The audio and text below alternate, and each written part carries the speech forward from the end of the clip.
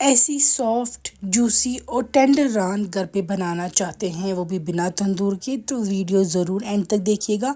एक बहुत ही important trick है जिससे कि ये रान काफ़ी सॉफ्ट बनती है और वो पपाया यूज़ करना नहीं है। वो एक सिंपल बेसिक ट्रिक है लेकिन काफ़ी ज़्यादा इम्पॉर्टेंट। सबसे पहले हम मैरिनेशन तैयार करेंगे इस रान की।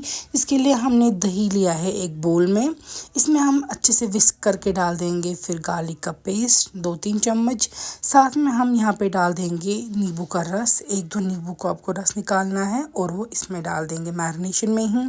फिर लाल मिर्च डाल देंगे हम 1-2-3 चम्मच, डिपेंड करता है आपने कितनी बड़ी रान ली है और कितना मैरिनेड आप तैयार कर रहे हैं। हल्दी 1 चम्मच डाल देंगे भर के। यहाँ पे मैं डाल रही हूँ कोरिएंडर पाउडर यानी कि धनिया का पाउडर 2 बड़े चम्मच, कसूरी मेथी 1 चम्मच, नमक टेस्ट के अकॉर्डिंग है 1 चम्मच, साथ में चिकन मसाला डाल देंगे आप इसमें अच्छे से भर के 2 या 3 चम्मच, क्योंकि बहुत अच्छा फ्लेवर देगा वो इसमें। फिर मैं डाल रही हूँ क्यूमिन सीड पाउडर या ज़ीरा का पाउडर 2 चम्मच, और साथ में डाल दूँगी मैं इसमें चाट मसाला 1 चम्मच। इसके साथ डाल दूँगी मैं मस्टर्ड ऑयल इसमें और विनेगर। मस्टर्ड ऑयल डालने से जो ये सारे मसाले हैं वो अच्छे से जाते हैं, एब्जॉर्ब हो जाते हैं। जो मीट है या रान है मैरिनेशन में अच्छे से एब्जॉर्ब हो जाते हैं।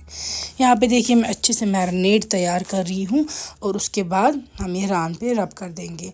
तो विस्कर की मदद से मैं सारे मसाले इसमें प्रॉपर्ली मिक्स कर रही हूँ। अब जो रान है उसमें भी कुछ इंपॉर्टेंट स्टेप्स है आपको बिफ़ोर कुकिंग। वॉश करने के बाद आपको इसमें जो कट्स है वो काफ़ी डीप लगाने हैं। अगर आप सिर्फ सुपरफिशियल कट्स लगाएंगे ऊपर तो फिर जो मैरिनेशन है वो अंदर तक नहीं जाएगी। इसलिए ये एक पहली स्टेप इंपॉर्टेंट ज़रूरी ट्रिक है कि आपको जो कट्स लगाने हैं इसमें वो अच्छे खासे डीप लगाने हैं। और यहाँ पे देखिए मैं यहाँ पे हड्डी बोन के पास, जॉइंट के पास थोड़ा सा कट लगा रही हूँ जिससे कि ये रान अच्छे से फोल्ड हो जाएगी और आप इसको प्रॉपरली कुक कर सकते हैं। सेम वे में दोनों तरफ से मैं अच्छे से डीप कट्स लगा रही हूँ, जिसकी मदद से मैरिनेशन हम अंदर तक इसमें डाल देंगे। और कोई शार्प चाकू आपको लेना है और उसकी मदद से इस तरीके से इसको प्रिक करते रहना है हर तरफ से। फिर पहले मैं इसमें नमक थोड़ा सा रब कर रही हूँ और नमक रब करने के साथ में मैं जिंजर गार्लिक का पेस्ट 2-3 चम्मच लूँगी, वो रब करूँगी इस पर, तो उससे इसको स्मेल वगैरह सारी भाग जाती है। और साथ में ही नींबू का रस थोड़ा सा, 1 या 2 नींबू का रस। ये 3 चीज़ें, गार्लिक का पेस्ट, नींबू का रस और नमक, मैं मैरिनेशन से पहले ही, आप मान लीजिए पहली मैरिनेशन ये इसकी हो गई।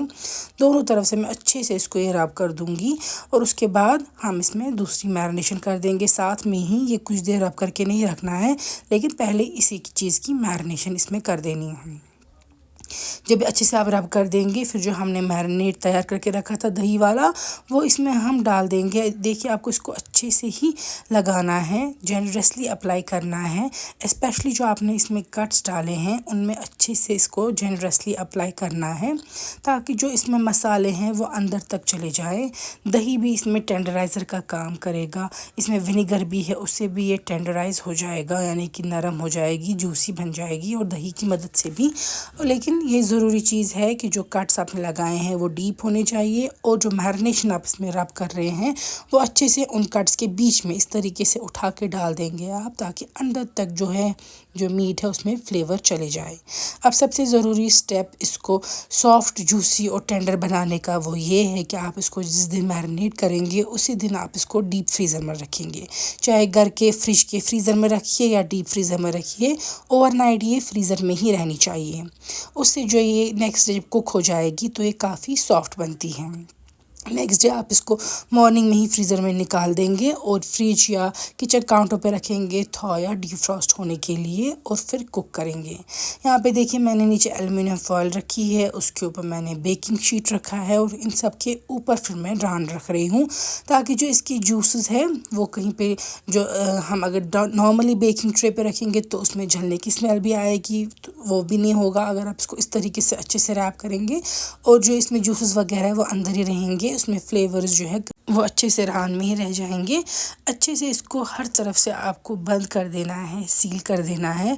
ओवन को आपको ऑलरेडी 180 डिग्री पे गरम कर देना है और 180 डिग्री पे प्री हीट कर ओवन में फिर हम ये डाल देंगे। इसके बाद देखिए मैंने फिर से चाकू से यहाँ पे कट्स कर दिए ताकि जो एल्युमिनियम फॉयल और हमने इसमें बेकिंग शीट डाला है उसके अंदर भी हीट जाए। मैंने ये ओवन की ट्रे में इस तरीके से रख दिया है और बॉटम पे मैं ट्रे के डाल दूँगी थोड़ा सा पानी, उससे जो ये है इवनली कुक हो जाएगी। अब हमने रान को 180 डिग्री पे 5 घंटे के लिए कुक किया है ओवन में, ओटीजी में। उसके बाद मैं इसको ओपन करूँगी और यहाँ पे आप देख सकते हैं इसको हम अच्छे से शीट्स जो रखे थे हमने वो ओपन कर देंगे कि इसके रान ऑलमोस्ट यहाँ पे कुक हो चुकी होती है, लेकिन इसके बाद भी हम इसको ड्राई रोस्ट करेंगे इन शीट्स के बगैर। यहाँ पे आप शीट्स रिमूव करने के बाद डायरेक्टली रखेंगे अब ओवन ट्रे पे और इसको आप करेंगे फिर से 1 घंटे के लिए कुक 180 डिग्री पे ही, ज़्यादा टेम्परेचर नहीं रखिएगा अदरवाइज़ ये जल जाएगी। तो यहाँ पे देखिए ये रान जो है एब्सोल्युटली तंदूरी रान की तरह तैयार हो चुकी है। अब हम इसको ऊपर से लगा रहे हैं मेल्टेड बटर, जिससे कि और भी ज़्यादा इसमें टेस्ट आ जाएगा। तो आप भी ज़रूर की रेसिपी ट्राई कीजिएगा, ख़ास तौर पे ये important tips and tricks try कीजिएगा जिससे आपकी रान पूरी तंदूरी और सॉफ्ट बन जाएगी।